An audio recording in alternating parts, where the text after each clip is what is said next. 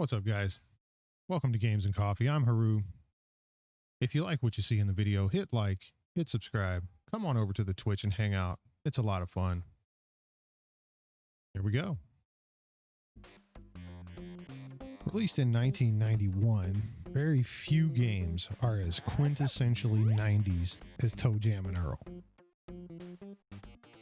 The look, the sound, everything is very, very 1990s. Gameplay wise, it's very simple.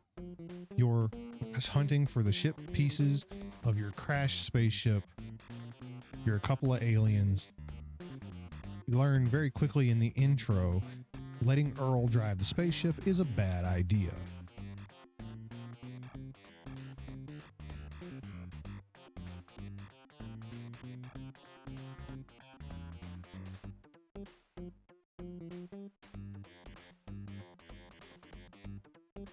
Once you start off, you start on a small island, and the game is divided into levels that are almost stacked, you could say. You're looking to find the elevator in each level to get to the next. And on each level, sometimes there will be a piece of the ship and it'll tell you when you get there. And other times there won't, and you just have to get to the next level. And all the while there's insane earthlings trying to kill you.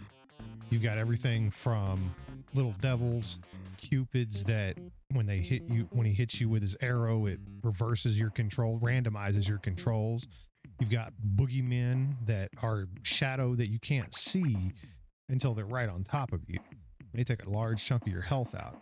Now, to help you through all of this, you collect presents and food, fudge sundaes, pizza, various things. The game starts off fairly easy, but the difficulty curve, as hard as this game can be in the later stages, the difficulty curve is quite gentle up until you get to around level 6. Level 6 tends to be the level where the difficulty starts to spike. About the time you start seeing the desert biome or environment, that's when the boogeymen show up. That's when the evil mailboxes show up. And normally a mailbox you can go up to and actually buy more presents. The evil mailboxes, their eyes pop out and they chase you around and try to hurt you. Now you also have somewhat of a rudimentary level up system. You start off as a wiener and you go to a doofus, a Poindexter, all the way up to, I think it's a rat master is where it tops out. Now every other time you do that, you get an extra life. Now every time you do it, normally it maxes out your health. Unfortunately, there's no way to track your progress. I guess you get experience from doing things in the game. So getting to the next level, opening presents, collecting things off of the ground, you get XP effectively from that. Now the ultimate goal of the game is to collect all the ship pieces and get the heck off of Earth. You have one button is your action button.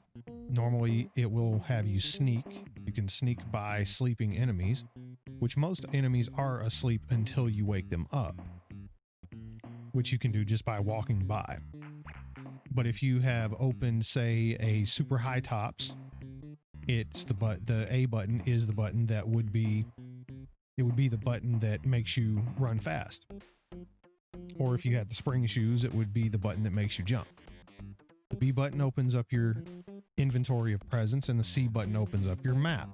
You can also press the B button while the map's open to see the status of the ship. And if there is more importantly, if there is a ship piece on your current level. While the core gameplay has a randomizer for every time you play the game, one of the reasons that I personally think that the game holds up as well as it does, the randomized levels are what gives it the longevity, because you never know what you're going to get. That said, sometimes it can put ship pieces and it can put elevators in very strange places. Very hard to get to places. So if you don't have spring shoes or the Icarus wings, sometimes you can be stuck. It's rare, but it does happen. That's basically it. It's a fun game. It's one of my personal favorites. It's been re-released many times on many platforms. It was on the Virtual Console. It's on currently. You can find it on the Sega Genesis Mini. And there's obviously the original cart if you have original hardware or something like a Mega SG from Analog. The game is perfect if you want to get your kids into 16-bit games. Or if you're just interested in 16-bit, but you have no idea where to jump in, this is a perfect game to get into. It's simple, it's fun, it's unlike anything else, especially of the time. Thanks for watching, guys. I appreciate it. Hope you enjoyed the video. I know these early ones are going to be rough. Hopefully you'll subscribe and come hang out at the Twitch and see how they get better over time.